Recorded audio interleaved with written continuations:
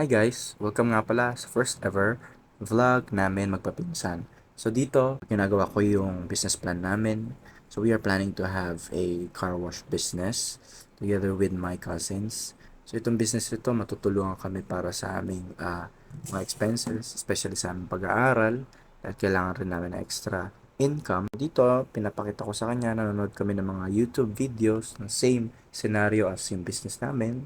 Sa kabilang screen naman, pinapakita ko yung business strategies. So, itong pinsan ko na to, very, very interested siya on how to handle a business. So, diyan nakita yung reaction niya. Nung nakita niya yung pangalan ng car wash namin dahil ito talaga picture namin. Kaming-kami talaga. Pag nakita nyo, sa future malalaman nyo yung pangalan ng aming car wash. So ngayon, nagkakaroon kami ng collaboration. Although bata pa siya, pero meron na siyang mindset na makatulong sa magulang niya. Pag to, matutupad to. Ano lang, commit your works in the Lord. Oh! Ha? So ayun guys, tinawag ako ng pinsan ko. Lumabas naman ako, tinulungan ko siya. And bumalik ako agad para ituloy yung mga ginagawa ko. Actually, wala tayo sa bahay guys. Ano tayo sa bahay ng tito ko. My Uncle Robert. Tito ko Bet. Dito lang. Dito kasi, andito yung site natin. Mamaya, makikita nyo. Kasi kailangan ko din ng extra income. Kailangan natin unang-una makatulong tayo sa magulang natin. Tapos sa pag-aaral, dahil nag-aaral pa rin ako hanggang ngayon, dahil na ayun, budget din kailangan. So ito, naniniwala ako. So guys, punta natin yung ating location.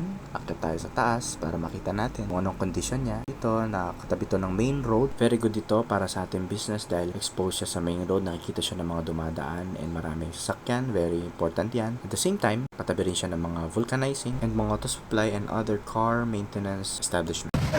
So yun ang magiging ating place. So kailangan nating develop ito. Ayusin. Very, very, ano na to, a blessing na to para sa akin. Okay na to kaysa wala, diba? I-develop na lang natin to, ayusin natin siya. We will do our best. So dito guys, imbes na iparent, so I asked for a favor from my mother. Okay, so ayan. Kasi nyo, malinis ang hakbi ko dahil kanina, I'm a caveman. Yun guys, meron na siyang sink. May mga spare na tires dyan. May CR na din. So, dyan makikita nyo, wala siyang drain. So, may mga kuryente, may mga saksakan. So, kailangan ayusin yung electricals. So, unti-untiin natin yan. Ang importante is the space is ample or sapat para makamove around yung mga gagawa o mga kikilos. Nag-aaral ko talaga how to start ng car wash business. And This is the first vlog. So, kita nyo may saksakan pa dyan. Mawawala yan. Tingnan natin saan natin pwede ilagay. May saksakan pa dito. Electricals. Mga electricals dito. So, yeah. there's a lot of work that needs to be done.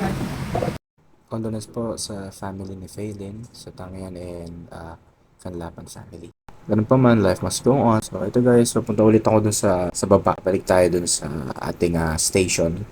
Ito nga pala si Tito Norbert na may ginagawa siyang motor. Ibisitahin muna natin sila, tingnan natin kung anong ginagawa nila habang hindi pa kami nag-i-start sa business. So yan, tinikling kanilang school project.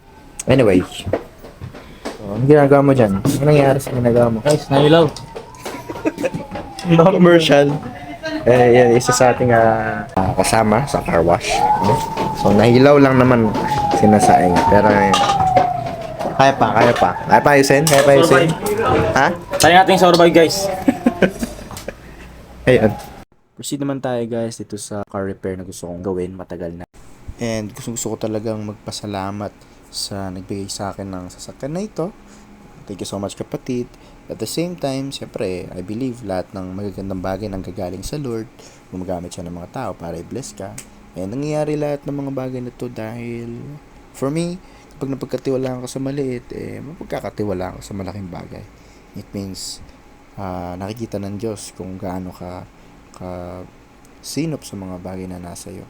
At the same time, learning ito para sa car detailing sa future, marami akong natutunan. Chance din para sa akin para makapag-isip-isip. Mga ganitong pagkakataon ginagrab ko para makapag-relax. Alam niyo yun. Syempre pagod ka sa katawan pero relax ang isip mo. So ayan, medyo papagod na ako. Balik naman ako sa station para kay yung mga inputs. Shout out kay Sir Wendell. Thank you so much po sa paggabay sa akin, sa pag-aayos ng aking mga pricing, yung sa business plan ko, mga suggestions, wonderful suggestions. I'm very happy. Very excited ako sa business namin yan. So ito guys, tinalo ko muna yung pinsan ko. Tulog siya. Ito nga pala yung isang araw, pinamahan niya ako para kunin yung aking electric guitar. At the same time, kumuha na magpa-schedule sa driving lessons para magka-license na ako finally. No? So yan, tatalunin niya pa daw ako sa chess. Hindi naman niya kaya. Finally, nakuha na namin yung gitara. Ito na. Thank you so much Sir Andrew sa pag-alaga ng aking gitara. And guys, oras na. It's time to sleep. First for the day. And I believe, ikaw pumalya ka dati, mag-improve ka ngayon. Kaya mo yan.